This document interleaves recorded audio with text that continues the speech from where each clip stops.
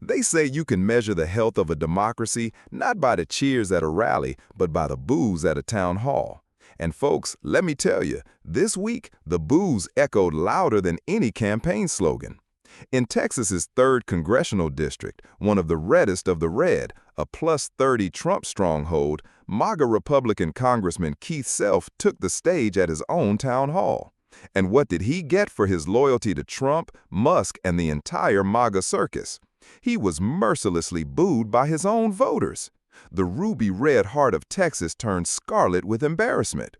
It wasn't a one-off either. Across the country, MAGA Republicans have been met with the same reaction. And if you think that chorus stopped at America's borders, think again. Let's head north to Toronto, where WWE fans gathered for an event. During the singing of the U.S. national anthem, the crowd erupted, not in cheers, but in boos. Canada is pissed. And can you blame them? Donald Trump openly threatened annexation, casually tossing around the idea like it was a golf tee time. On Monday, he promised to reinstate tariffs designed to financially devastate America's closest ally, our top trading partner, the country most intertwined with our economy. Canadians heard that threat loud and clear, and they've responded the only way a democracy knows how: boycott. Canadian citizens are boycotting American goods, American tourism, and American influence. And while Canadians stand in solidarity, what does Trump do? He joins what one commentator called the new axis of evil alongside Russia, North Korea, and Hungary. The White House proudly posts photos of J.D. Vance smugly demanding that President Zelensky of Ukraine say thank you. Imagine that. An American vice president telling a wartime leader whose people are dying in defense of democracy to grovel like a schoolboy. Zelensky has thanked America countless times, even though he owes no thanks to Trump or Vance. The only thing he refused to say is that Vladimir Putin is a good guy, because Putin isn't. He's a war criminal. But that's too much truth for Trump's inner circle to handle. So while Trump's officials are getting booed at home and abroad, what's Trump himself doing? Working hard, according to his supporters. And by working hard, they mean golfing, reposting memes, and pushing Marjorie Taylor Greene's geography lessons where America somehow replaces the Gulf of Mexico.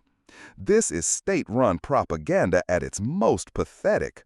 They try to distract you, but the facts remain. Trump's proposed budget guts Medicaid with $880 billion in cuts. It slashes education by nearly $400 billion. Farmers take a $300 billion hit. Infrastructure loses another $10 billion. And yet, billionaires get a $4.5 trillion tax break. That's not policy. It's theft dressed up as patriotism. Fox News, of course, is playing cleanup. Their pundits looked at Trump's Oval Office debacle with Zelensky and called it Nobel Peace Prize material. Nobel Peace Prize? For demanding fealty from a foreign leader? For cozying up to Putin? If that's peace, then war must be liberation. And in the background, Trump's favorite influencers are paraded into the White House and handed binders labeled Epstein files. Except they weren't Epstein files, they were stage props. Theater. Because when the truth risks exposure, the con men substitute paper and a photo op. Remember, Trump's name appears in Epstein's logs, in call records, in depositions. This isn't speculation, it's documented. But the MAGA movement would rather dance with fake files than face the horror of reality. Meanwhile, the country Trump promised to make great again is literally burning. Planes catch fire on runways. The FBI sees leadership turnover. The Atlanta Federal Reserve predicts negative 1.5% GDP growth, a collapse from the 3% growth once projected. Headlines across the globe, even from typically Trump-friendly outlets like the Daily Mail, describe his recent diplomacy as one of the greatest disasters in modern history. When you've lost the tabloids that used to cheer you on, you haven't just lost credibility, you've lost the world. And here's what that looks like on the ground. Federal workers in Virginia speak out at their own town hall. They describe emails demanding they justify their existence with 5 things they did last week, emails sent on Saturday nights.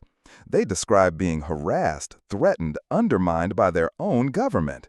One worker admitted, their goal is to make us miserable. This is the plan. Grind down civil servants, cut Social Security staff by thousands, and create chaos so severe that people can't even receive the benefits they've paid into for decades. And then, once the system collapses, declare it broken. That's the game. Don't take my word for it. Take Elon Musk's. On Joe Rogan's podcast, Musk casually declared that Social Security is the biggest Ponzi scheme of all time. He painted retirees as parasites on the system, ignoring the fact that every worker pays into it, that every paycheck has that deduction. He ignored the promise at the heart of the program, that a lifetime of labor earns dignity in old age. Instead, Trump's government parrots Musk, refusing FOIA requests, claiming executive immunity, and plotting in shadows.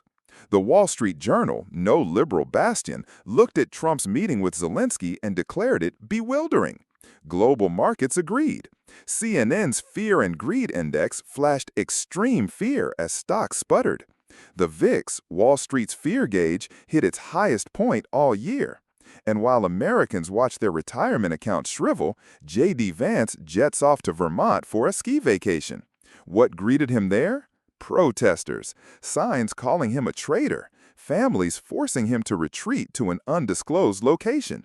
Because when you betray democracy, there is no escape. Not in ruby red Texas, not in purple Virginia, not in snowy Vermont. Even the cartoons get it. A satirical sketch published in a small paper managed to capture the entire farce of Trump and Zelensky's meeting better than hours of cable news coverage. Sometimes it takes art to show us the truth. And the truth is this: Donald Trump and his MAGA allies are being booed in their strongholds, mocked abroad, ridiculed by markets, and rejected by the very people they swore to represent. This is not strength. This is not leadership. This is weakness dressed in borrowed power. And the boos? They're the sound of democracy reminding its leaders who really holds the microphone. So ask yourself, if the ruby red heart of Texas can boo, if Canadians can boycott, if even ski resorts in Vermont can rise up in protest, what's stopping the rest of us? The Constitution doesn't whisper, it roars. And right now, it's roaring with every chorus of boos, every boycott, every exposed lie. Because the art of the deal was always just a con. And the only thing left to negotiate now is whether the people will tolerate it. Judging by the sound of the crowd, the answer is no.